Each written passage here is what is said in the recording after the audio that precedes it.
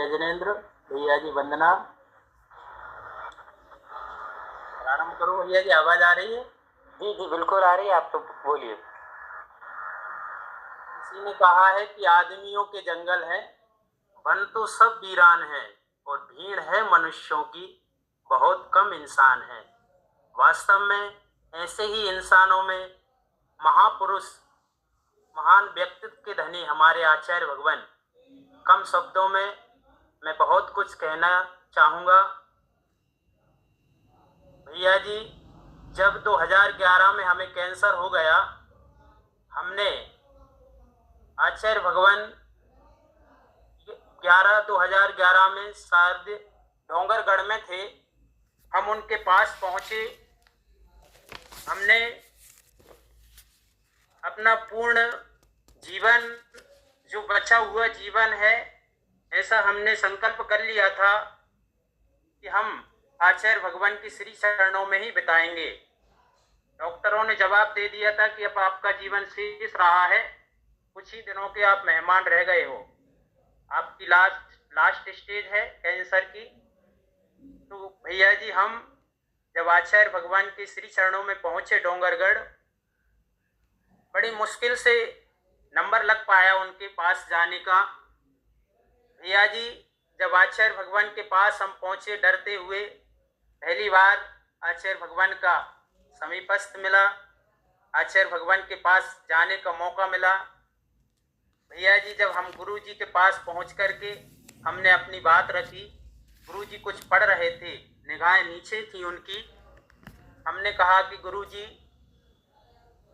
मैं आशीष आरोन से, मुझे कैंसर हो गया है गुरु जी, और डॉक्टरों ने जवाब दे दिया है कि अब तुम कुछ ही दिनों के मेहमान हो। सो गुरुवर, मैंने अपना शेष जीवन आपके श्री चरणों में बिताने का निर्णय किया है। जब भैया जी गुरु जी सुनते रहे, और अचानक गुरु जी ने अपनी निगाहों को उठाया और हमारी तरफ देखा, हमारे रोम रोम रोमांचित हो गए भैया जी। जब गुरु जी ने हमारी ओर देखा, और गुरु जी ने इतना ही कहा मुस्कुराते हुए, नाम क्या है आपका? मैंने कहा कि गुरु जी आशीष। तो उन्होंने कहा देखते हुए, गुरु जी ने बहुत ही अच्छे शब्दों में और बहुत ही मधुरता के साथ एक नव, ऐसा लगा कि मानो एक मुर्दे में शायद उनने जीवन फूंक दिया था। उन्होंने कहा कि आशीष नाम है, जाकर के अपने नाम को सार्थक करो। गुरु जी के ऐसे आशीष फलित हुआ गुरु जी का। आज 2024 है, तब से आज तक मुझे बुखार तक नहीं आया, छोटा सा फीवर भी कभी नहीं आया। ऐसा गुरु का आशीष है, आज तक मैं जीवंत हूँ, उन्हीं की कृपा है। गुरु के पावन श्री चरणों में बार बार नमन करते हुए यही भावना रखता हूँ कि हे गुरुवर, आप जहाँ भी हो, निश्चित ही आप सुखी हैं और आपका भविष्य भी उज्जवल है। और प्रभु से यही प्रार्थना कि हे भगवान, हमारे गुरु का जो लक्ष्य था, उन्हें उनके लक्ष्य की प्राप्ति हो। इन्हीं पावन भावनाओं को अपनी वाणी को विराम देता हूँ। सभी से सादर जय जिनेन्द्र, और सभी गुणी जनों को वंदना, वंदन। भैया जी वंदना। आचार्य भगवान यूं कहें कि अपने व्रतों को, अपनी समितियों को, अपने मूल गुणों को पालन करने में कभी भी प्रमाण या आलस्य नहीं करते थे। और शब्दों के तो, भाषा समिति तो इतनी उनकी सतर्क थी। एक संस्मरण हमारी बड़ी दीदी अरुणा दीदी ने बताया था, शायद नेमावर में या रामटेक में विराजमान थे आचार्य भगवान। तो प्रतिभा स्थली की दीदियों ने चर्चा निकाली, और बात बात में आचार्य से पूछे कि आचार्य, आप दीक्षा लेकर के इतने साल हो गए, कभी किसी की साधु की कटाक्ष वचनों से निंदा नहीं की, कभी किसी की प्रशंसा नहीं की, कभी किसी की साधु की टीका नहीं की, मंच से ना खुले सभा में, तो ऐसे कैसे आप पाल लेते? तो आचार्य प्रश्न पूछकर 1 सेकंड भी नहीं हुआ था, तो आचार्य बोले, जिस कॉलेज में मैंने एडमिशन लिया है उसका ये विषय नहीं, जिस कॉलेज में मैंने एडमिशन लिया है उसका ये सिलेबस नहीं, उसका ये विषय है ही नहीं। हमने जो कोर्स लिया है उस कोर्स में इस किताब का कोई नाम नहीं, इसलिए हम नहीं करते। आचार्य ने कहा हंस के, और कोर्स के बाहर का विषय पढ़ना हमें अच्छा नहीं लगता। तो ये शब्दों के जादूगर थे आचार्य, और इतने सतर्कता से जवाब दिया करते थे। ऐसे शब्दों के कारण ही वो आज भी हमारे बीच में जाने जाते हैं। मधुर वाणी थी। ऐसे आचार्य भगवान के पावन चरणों में हम नमस्कार करते हैं, नमस्तु करते हैं कि भगवान आपकी दिव्य ध्वनि हमें अरिहंत अवस्था में बहुत जल्दी देखने को मिले और हमें दिव्य ध्वनि का लाभ। धन्यवाद भैया जी। प्रतिमा धरीने वंदना, सर्वांना जय जिनेन्द्र। शरद पूर्णिमा के 2 चांद, अध्यात्म योगी प्रातस्मरणीय विश्व वंदनीय परम पूज्य संत शिरोमणि आचार्य भगवान श्री 108 विद्यासागर महाराज श्री और जीवंत समयसार परम पूज्य 108 आचार्य समय सागर जी महाराज, इनके चरणारविंद को त्रिवार शुद्धि पूर्वक नमस्तु करते हुए मैं आचार्य श्री के बारे में मेरे जीवन में आए हुए कुछ पल, इनका अनुभव करण आपके सामने रखना चाहती हूँ।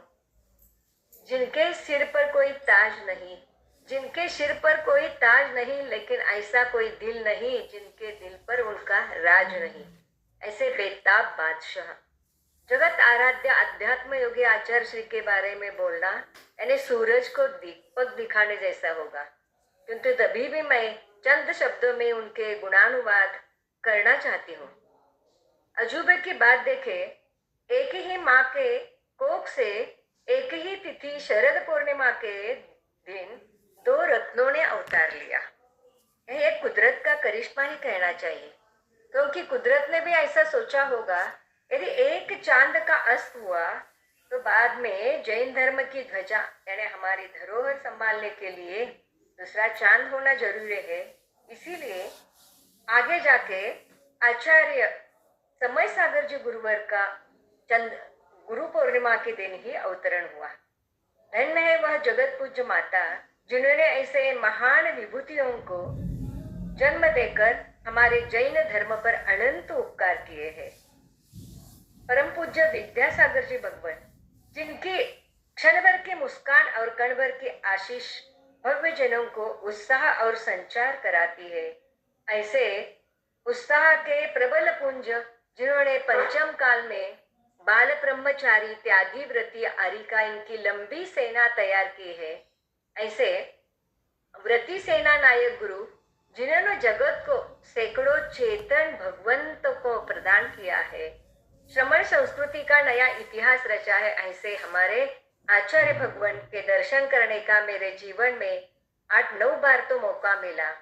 प्रथम बार जब मौका मिला तब इतना परिचय नहीं था, डोंगरगढ़ में प्रथम दर्शन किए, लेकिन सिर्फ दर्शन ही कहना चाहिए, क्योंकि तभी इतनी विशुद्धि और इतनी मेरी अल्प बुद्धि होने के कारण मुझे उनके बारे में इतना श्रद्धान भी नहीं हुआ, क्योंकि मुझे कुछ कर्मों ने भी ऐसे मेरे कर्म ही आए होंगे।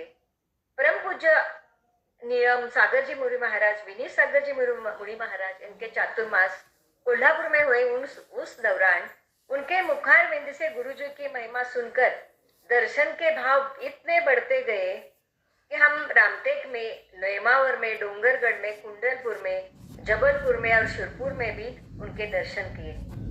कुंडलपुर में जब पंचकल्याणी के बाद हम पहुंचे 2-4 दिन के बाद, तब जिस दिन हम पहुंचे उसी दिन आचार्य श्री का विहार हुआ। रास्ते में जाकर हमने दर्शन किया, इतनी भीड़ थी। दूसरे दिन उनके साथ 9 किलोमीटर चलने का हमें अवसर मिला।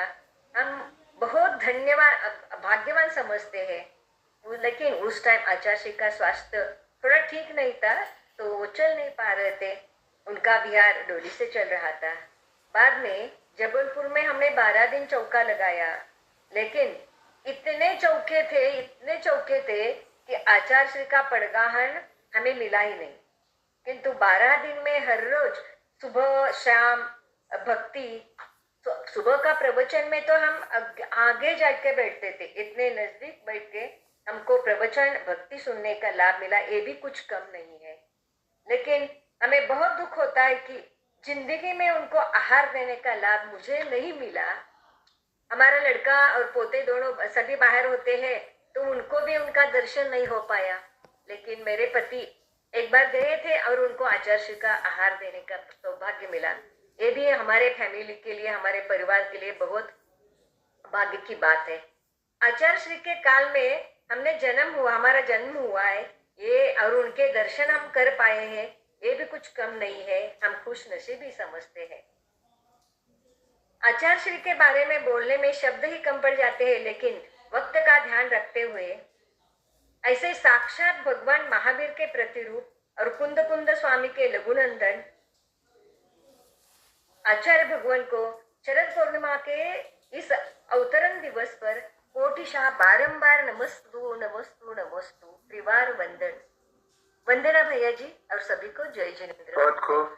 होता है खुदा और पीर में फर्क होता है, किस्मत और तकदीर में। जो चाहो वो कुछ और अच्छा लिखा है तेरी तकदीर में। हो सकता है कि गुरुजी अब तीर्थंकर बनकर के आपको आहार का लाभ दे, जैसे चंदना के घर में भगवान महावीर आए, वैसे आचार्य विद्यासागर आपके घर आएंगे, ऐसा मुझे लगता है। तो अगली किरण में